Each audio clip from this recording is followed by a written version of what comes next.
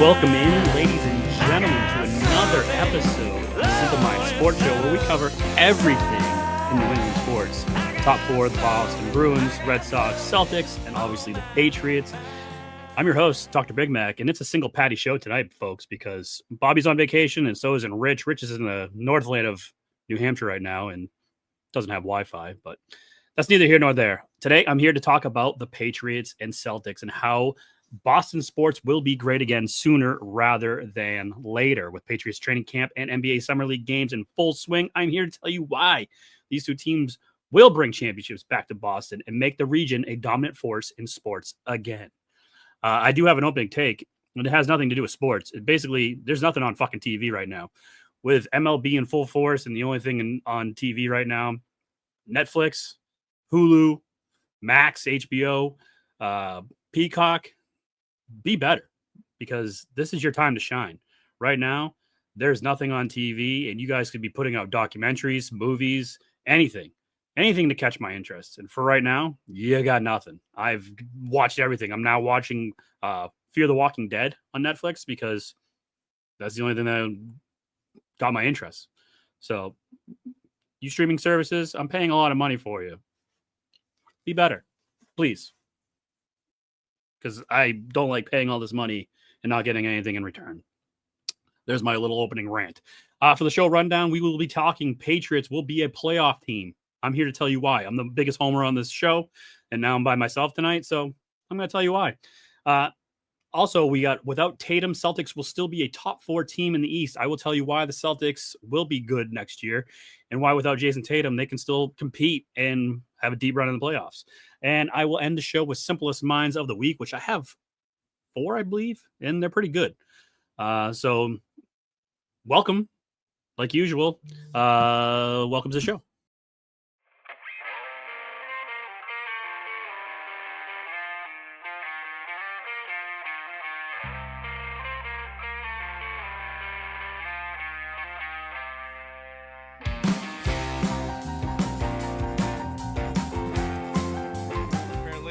The Celtics are dumb front-running pussies. This is the same team they have been for 4 years running.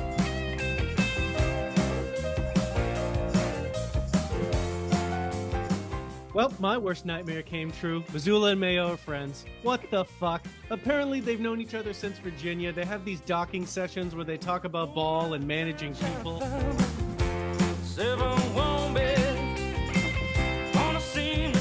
Vacation. I'm going to quay all these. I'm going to fucking watch them this week. Do you say quay?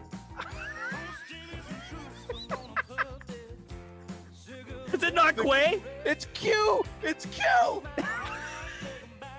It's Q-U-E. You idiot.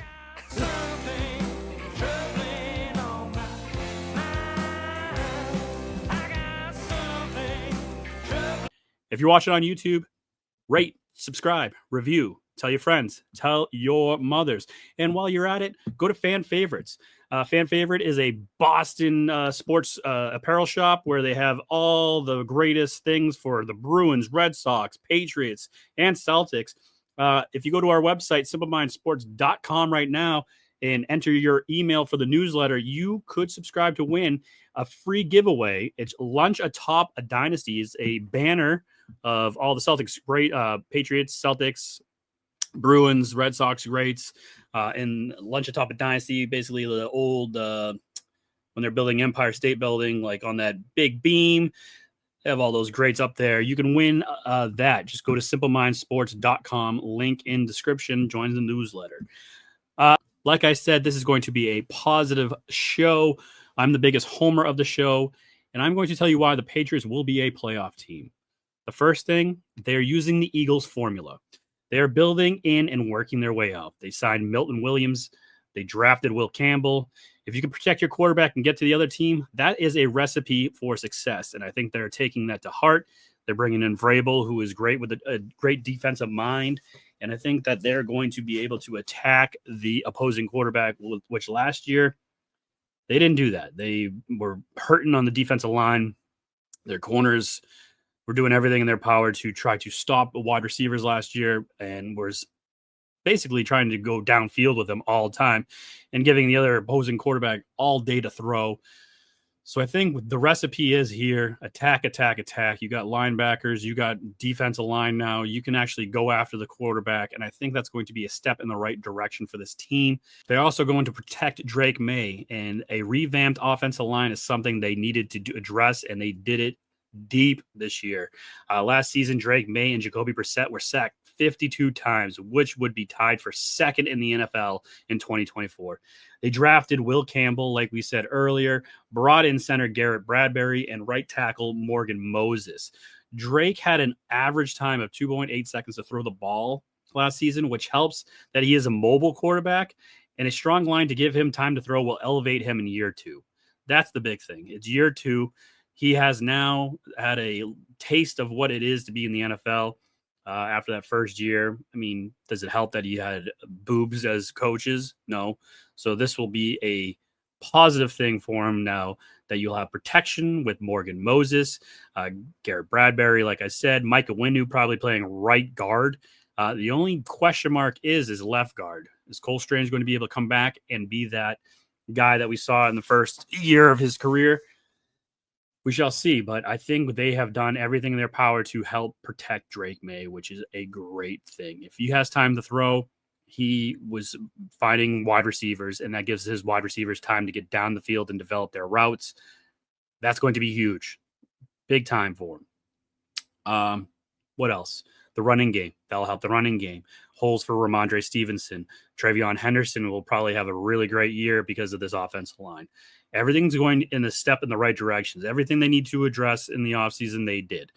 Training camp opens in 2 weeks, less than 2 weeks right now. And I can't wait to see when they start doing joint practices because I want to see what this offensive line can do. I mean, they've checked all the boxes. They went out and got a left tackle to protect Drake May with Will Campbell. And they got like center help. Obviously, David Andrews couldn't do it anymore, so he had to retire. Garrett Bradbury comes in. We'll see what he can do. I mean, the center position for the offensive line is like the quarterback. They're the ones checking out of coverages, shifting guys over, moving the line around. So I'm interested to see what happens with there. Right tackle, Morgan Moses. He's an old man, but he also is that Iron Man. He doesn't miss games. So will he be able to stay healthy all season? I hope so. Will he bring some of his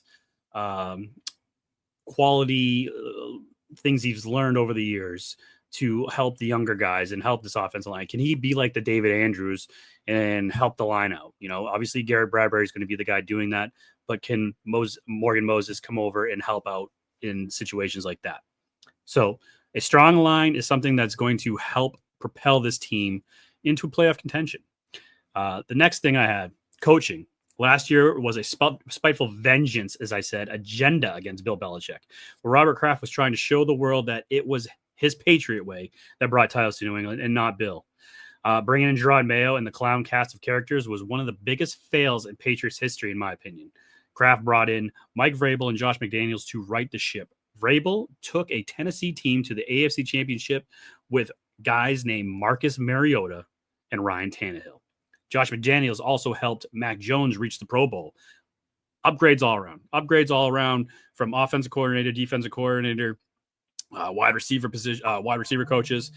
Even having Mike Vrabel here is going to be it's not going to be like a Belichick, but it's going to be something where the players will respect him, but he's also one of the guys. He's done it before. He's won at the highest of highs. So he's going to demand respect, but he's also going to be one of these coaches that the players can actually respect in the same token because, you know, he's been in the trenches with them. He's done this before.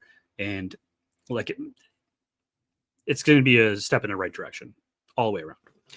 The next thing I had, year 2 for Drake May. May and his wide receivers are all working out together this offseason. As you can see pictured here, they are putting in the work. Chemistry will happen, and we have a singled up Stephon Diggs now after he broke up with Cardi B, who apparently had a stinky butthole. His words, not mine. So that's a big thing. Last year, it didn't seem like all the guys were together. This year, they're bonding. All of them were down there. As you can see, there's a shit ton of them. And, Drake May's doing the right thing. All these wide receivers are doing the right thing. I mean, I know they were the laughingstock in the NFL last year, the wide receivers, that is. So Stephon Diggs being an upgrade for him, being their wide receiver 1, maybe he can play week 1. I know Rich doesn't think so, but I think he has potential to start week 1. And if that happens, and this guy and everyone can be on the right page, and everyone can get all the lingo down for the Patriots, great. This is going to be a positive for everything. The next thing I had, the defense. With the additions of Carlton Davis, Harold Landry, Robert Spillane, and Milton Williams, the Patriots are trying to make the defense a top priority again. They ranked in the bottom third last season and gave up an average of 342 yards per game, having a solid number 2 corner in Carlton Davis, someone to help take away double teams from Christian Barmore, that being Milton Williams, and adding 2 solid starting linebackers to the mix, like I said, Robert Spillane and Harold Landry. On paper, this defense will be top 10 and possibly a top 5 defense. And if that's the case, look out, because that's where it begins. As you saw with the Eagles last year, that defense got to Patrick Mahomes and made nightmares for them on Super Bowl Sunday. I think everyone's going to start trying to reciprocate what they did and try to make their defenses great. And that's what you need. You need those 3 top primary things. You need a strong defensive line. You need speedy linebackers, which I believe they have now. And you need 2 shutdown corners, which they have in Christian Gonzalez and Carlton Davis. This defense, I said on paper could be top 10. I think on paper they're top 5. I think they could be a top 3 defense, especially with the next thing I'm going to talk about, and that's the schedule. Getting to play the NFC South, the likes of the Carolina Panthers, New Orleans Saints, Tampa Bay Buccaneers, and Atlanta Falcons. That should be at least 3 wins for you right there, because 3 of those 4 franchises are in rebuilding stages, and you should easily get those 3 wins right there. Other winnable games, the Titans, who had the first overall pick this year, going to be probably starting a rookie quarterback. The Cleveland Browns, who are just a dumpster fire of an organization. The Dolphins, who seem to be selling everything and trying to do a rebuild, a slow rebuild. You know, they still have Tua, but who knows what's going to happen there. Tyreek Hill seems like he still wants to be out of Miami. You got the Giants and the Jets, rebuild, and the Raiders. If this team is coached correctly, they should do what we did in the past and win the games they should. That's 9 to 11 games right there. And you could pull off some upsets. So make that 10 to 12 wins.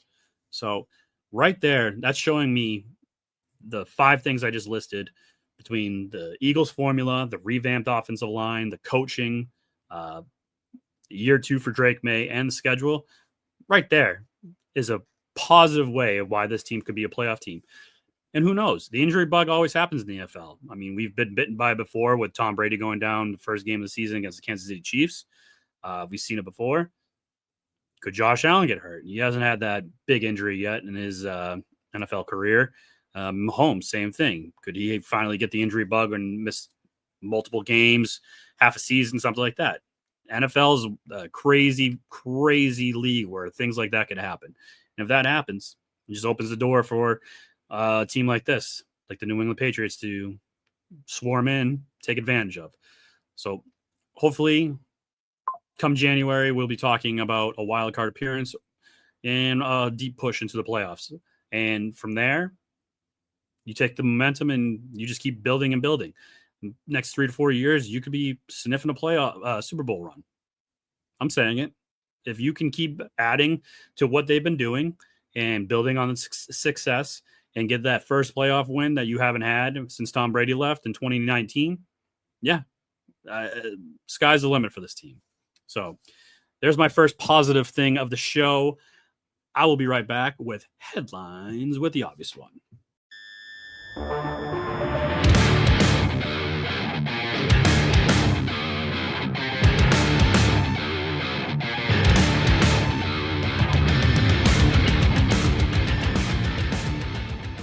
Thank you there, Doughboy. The Boston Red Sox are streaking after beating up on the bottom of the MLB, the Colorado Rockies, and the Washington Nationals. Next up is a real test AL East foe, the Tampa Bay Rays. After trading Drew Holiday for Anthony Simmons, they are now actively shopping Simmons. And in other Celtics news, Brad Stevens confirmed that Al Horford will not be returning to Boston. Reports are he's got 2 choices: sign with Golden State or retire. The FIFA Club World Cup will end Sunday with the championship set with Chelsea taking on Paris Saint-Germain at 3 p.m. at MetLife Stadium. Finally, Patriots open training camp in less than 2 weeks. Let's fucking go, boys. And that has been headlines with the obvious one. Back to Dr. Big Mac right after this to talk some more Boston sports. Life without Tatum, the Boston Celtics will still be a top 4 team in the East.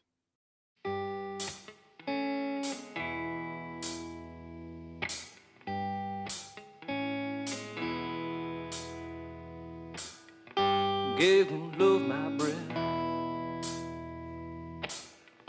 Well done there, Doughboy. Little wardrobe change to make things easier for when I edit the show. So next up is Celtics talk, and it is a positive one because I believe without Jason Tatum, the Boston Celtics will still be a top 4 team in the East. And I have many reasons why. First up, we still have Jaylen Brown. 2025, 2026 will be a weird season, like Robbie from Celtics Talk Weekly said a few weeks ago on our show. But the one thing we still have is Jaylen Brown. Brown is an all-star, and he showed in the finals run that he, when he needs to, can put this team on his back and carry them. He can do it. Jaylen Brown has averaged 24 points, 6.9 rebounds, nice, and 6.7 assists in his last 10 games without Jason Tatum. That just shows you right there that this guy can do it. The playoff run that he had when he won Finals MVP, Eastern Conference Finals MVP, he showed that the Boston he can do it. He can be a superstar on any team. You taking home the biggest hardware for both those big games shows that Jaylen Brown can be that guy. Now, Jason Tatum is just marketed better because younger, better looking. Sorry, Jaylen. But, he's just one of those guys that is marketed. Jaylen likes to stay a low profile. So I think this is going to be huge for him this season so he can flourish. He's going to be the center of attention for Boston sports because the Bruins are rebuilding. So he's going to have TD Garden all to himself with all the lights on him. So I am excited to see that. And he's shown that, 24 points averaged, he can do it. If Tatum's on in the game, he can still do it. The next big thing, slumping players are gone. Getting rid of Drew Holiday and Kristaps Porzingis will help this team. You freed up space, and the players that are being bought out right now are being roomed to Boston. If you could get a Bradley Beal for cheap and have him slotted in the starting 5 this season to get rid of the doubles that Jaylen Brown will constantly see, I think that'd be an upgrade. Bringing in any guy that gets bought out will be an upgrade. I mean, you do have roster spots available, obviously. So why not? Why wouldn't you try to, even if it's Damian Lillard and you don't see him until not next season, but the season following 2026, that'd be great. I mean, that's what we've been talking about is that your championship window is from 2026 to probably 2030. That's it. So you got another 3 years with these guys, and that's your championship window that you need to win with the Jays. So if you can bring in guys for next year, for the next season, 2026 season, that's what you do. Damian Lillard, Bradley Beal, anything. Any of these superstars that are getting bought out in the market, bring them in. Also on this team, you still have championship DNA. This team still has the championship DNA within. You got Jaylen Brown, Derek White, Peyton Pritchard, and Sam Hauser. Some of those names aren't very flashy, but they still won championships, and they're still a part of this team. Hauser, they all won at the highest of levels. All have played with each other for a number of years now and know what to expect out of one another and know where each other will be on the court all the time. And that's something you can't teach bringing in big superstar guys. Even if you brought in, name a free agent, put him out there. Even if you brought him in, you still have to get the chemistry going. These guys will, from day one, from game one, will have chemistry with one another and know everything about where they want to go, how they cut to the basket, where the screen is going to come, all that stuff. Can't teach that with a new guy. So I like the championship DNA that they've kept together. The biggest thing where I think that the Celtics will make a playoff run and still be a top 4 team in the East, the East fucking blows. You have here's my biggest reasons why the Celtics will be a top 4 team. Bucks are making Giannis mad by shipping out Damian Lillard, basically buying out Damian Lillard, something you haven't seen, I think they said since 2009. You haven't seen a player have been bought out like that. Basically, whoever picks him up, you can get him for the mid-level exception because he's being paid by the Milwaukee Bucks for the next 4 years. Will Giannis demand a trade? He's unhappy. You're living in Milwaukee. Obviously, he wants to go to a bigger market. When you go to a bigger market, you get more money because you have more advertising deals, more marketing deals, all that kind of stuff. He's not happy. The Miles Turner thing is a real head scratcher because why would you bring a Miles Turner in when you have a guy like Giannis Antetokounmpo? You'd probably want someone that can take the ball up the court and another scorer other than Miles Turner. That, doesn't make sense to me. The Miami Heat are finally rebuilding. It seems like, after the Jimmy Butler fiasco, Duncan Robinson has just left. He went to Detroit. So all you got really is Tyler Herro and Bam Adebayo. So they are rebuilding. The Pacers are going to be without Tyrese Halliburton. That's big. Your defending Eastern Conference champs are going to be without their superstar. Do you think they're going to actually be able to pull it off this year, do that again? No, I think they're going to miss the whole playoffs altogether.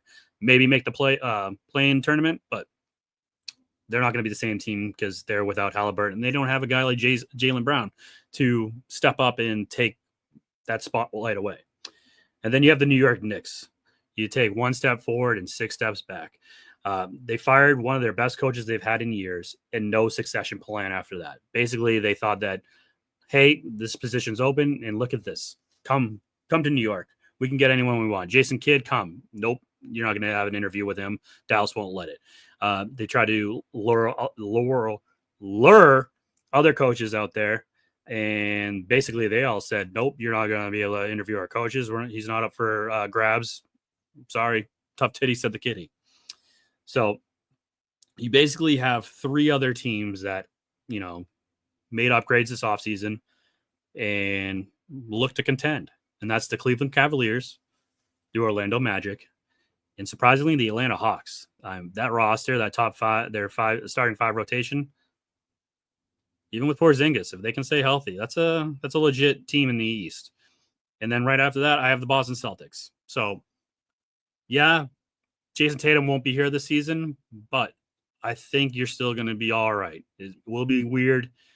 It will look weird. But I think things will be all right. And it's still early. I mean, Brad Stevens could still pull some strings and still bring some guys over here, which is going to be great for us. Who will it be? Hell if I know. I mean, Jokic seems now that he's on the trade table. Giannis can be on the trade table. I mean, you have to get rid of some big name players like a Derek White, Peyton Pritchard, hopefully like a 3-team trade to get one of those guys. But those are game changers. You can bring one of those guys over. You're still competing. But to be realistic, you're going to have to trade for something. And Anthony Simmons is out there on the trade block right now. What could you get in return for him? Obviously, you need some front court help with Kristaps Porzingis gone, Al Horford gone, Luke Cornett gone. You need help there. So I wonder what the plan is for the Celtics and Brad Stevens, but I think we're going to be A-okay going into this. So that is my Homer segments of the show. We will be right back. As we do every show, we end with simplest minds of the week. Oh, back to school to prove to Dad that I'm not a fool. I will say, I don't know if you can tell by looking at me, I do have family members with Down syndrome. It almost got me. I dodged it, but it nicked me. Bit of a day walker myself. Are you stupid or something? I'm as stupid as stupid does.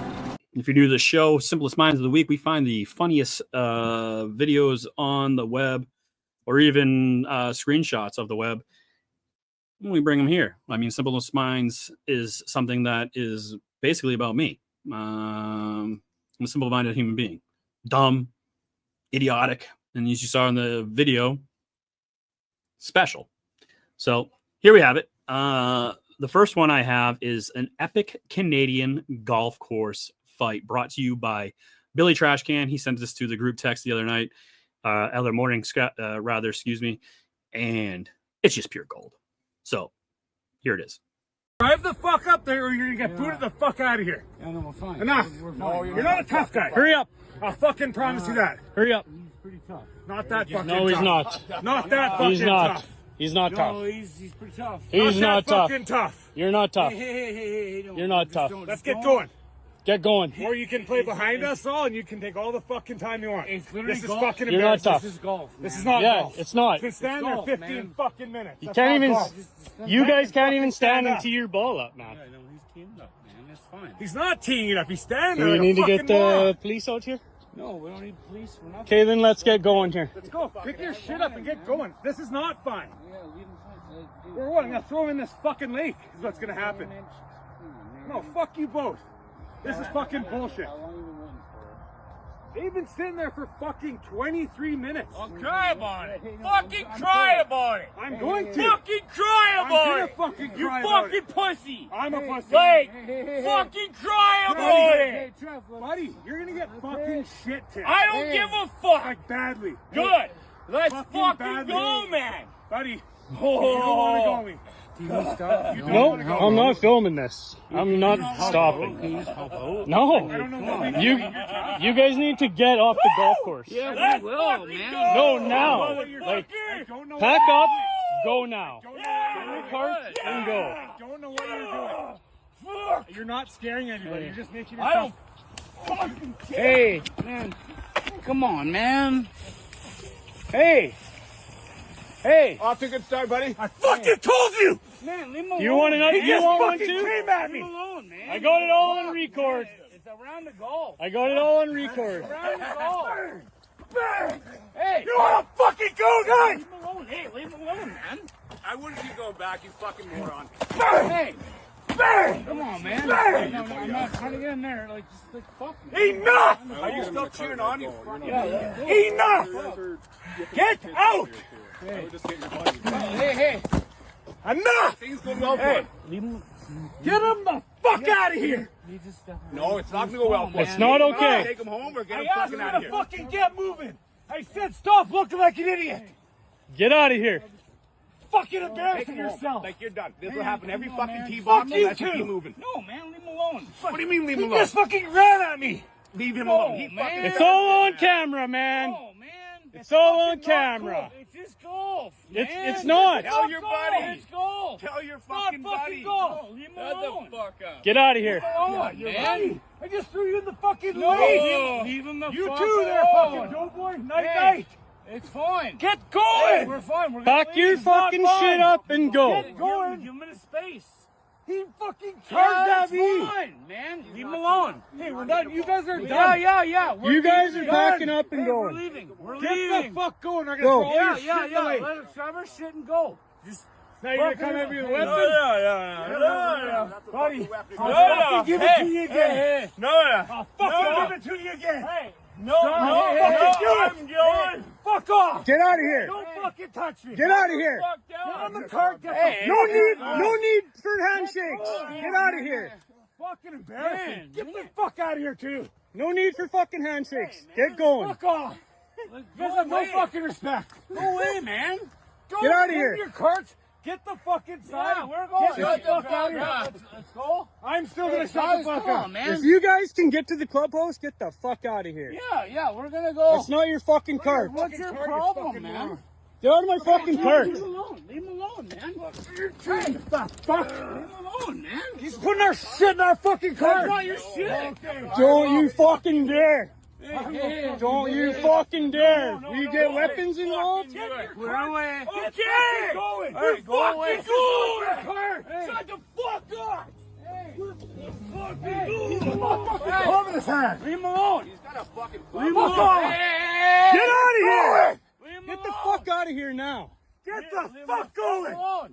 Leave him alone. Hey, go. In your car. Like, what don't you guys understand? I'm trying to go, man. What don't you guys understand? Who do you work for? What don't you understand? Fucking worry about it. Yeah, we're trying to leave, man. What don't you understand? Get fucking going. Yeah, we're going. He's not trying to leave. Yeah, man, what's your problem? You two. Jesus Christ, man. Get out of here. Get fucking going. It's enough. Fucking losers. Found your fight you've been looking for, hey? I don't know if it's the Canadian lingos that makes that even more funny, but wow, I was surprised because apparently that the guy that got that beat the shit out of the guy that was taking too long on the tee box. Former Florida Panther, former NHL player, former enforcer. And when you're making your own sound effects, when beating the shit out of someone, hell yeah. And we've all been there. We've all been out on the golf course. Yeah, you're away from your wife and family. You're just out there with the boys. But when they're taking forever, and from what it sounded like, they were teeing up the ball, taking 15 minutes, shooting the shit, not even doing anything, it just gets real fucking tiresome. And when you're out there for longer than 6 hours, something's got to give. You start saying something, you might even drive into the people like, let's fucking go, let's speed it up. But this guy took the cake because he stepped up, got thrown into the fucking lake, came back for more. Boom, boom, boom, sound effects with the guy beating the shit out of him. And his other friend, who's, you can tell they were either drunk, high, or both. I mean, you're on the golf course. Do what you got to do. But yeah, so there you have it. An epic Canadian golf course fight. The next one I have for you is Browns defensive tackle Mason Graham. He has quick hands and quick moans. What's up? What's up? What's up?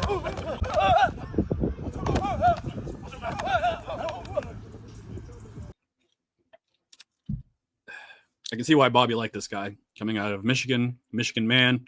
I bet you secretly Bobby wanted him on the Patriots, and I can see why now.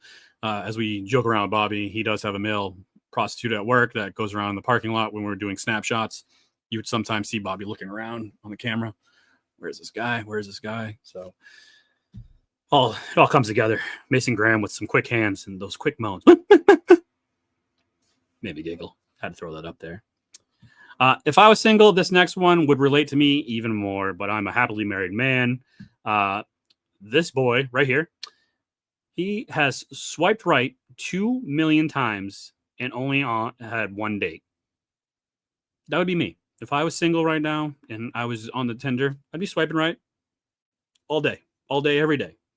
And this guy only got matched once and went on one date. Either his standards are fucking, he's going for supermodels because, I mean, he's nothing, no eye candy or anything like that. But is he going for some like top 10 echelon right now? Or like, what is he, I like to see, I need to see what he's been swiping right at. That's what I need to see. And then we can judge it. If he's going for models, like fucking smoke shows like a Faith Marone, Brecky Hill, then I can see why he's only gone on one day. But if he's going for some, if he's going in the same department that he belongs in and no one's biting, I feel bad for this guy. And now the whole world knows. So I guarantee you, in a month from now, you'll find out that this guy has gone on a date with a fucking supermodel. Guaranteed. Guaranteed. And the last one I have, since it's just me, I'll go politics. Fuck it. Apparently Epstein had no client list, nor was he murdered in jail. What happened to the Epstein client list that the Attorney General said she had on her desk? Well, I think if you go back and look at what the Attorney General said in that interview, which was on your network on Fox News. Got the quote. Go ahead. John Roberts said, DOJ may be releasing the list of Jeffrey Epstein's clients. Will that really happen? And she said, it's sitting on my desk right now to review.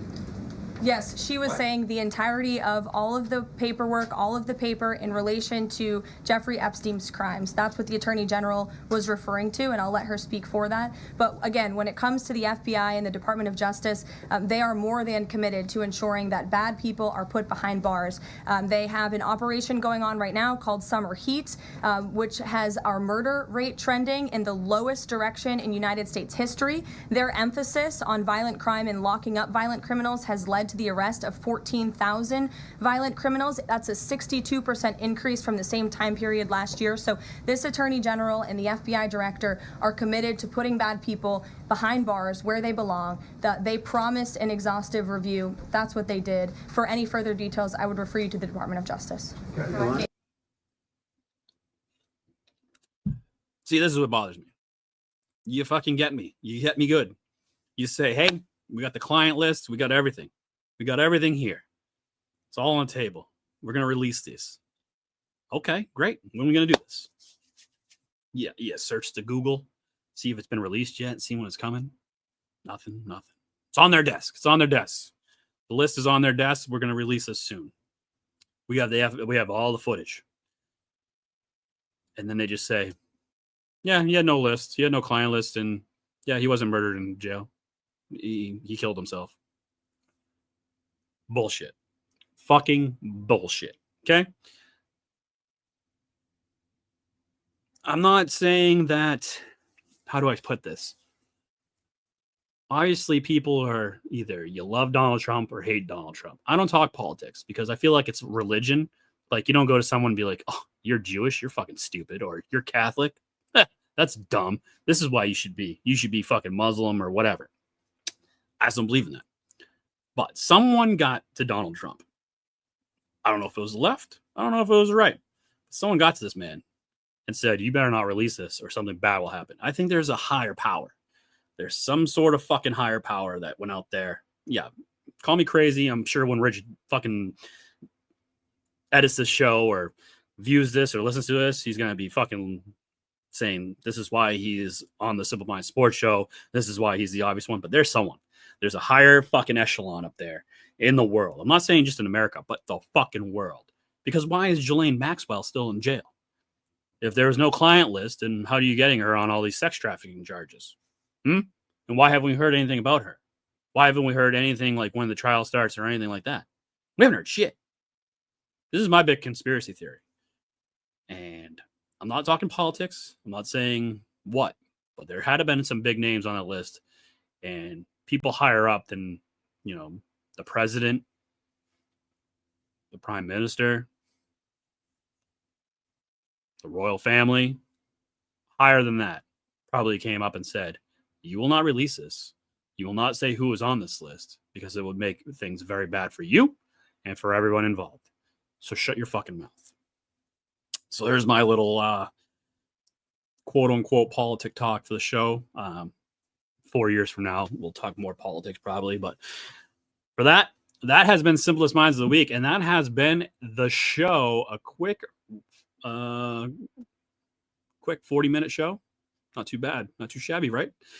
So this has been the Simple Mind Sports Show, Friday, July 11th. Thank you for watching. Thank you for listening. If you like what you hear or see, hit that subscribe button. Give us a rating. Give us a review. Even if you don't like it, give us a review. We'll get back to you. We'll be back next week live on Thursday at 8:15 with the whole crew. Rich, Bobby, myself, all back. They'll be fresh, ready to go. I'll be still me, fat and slow. So until then, we will see you next week where negativity will reign supreme probably once again. So stay thick, Boston, and I'll see you next time. Bye-bye.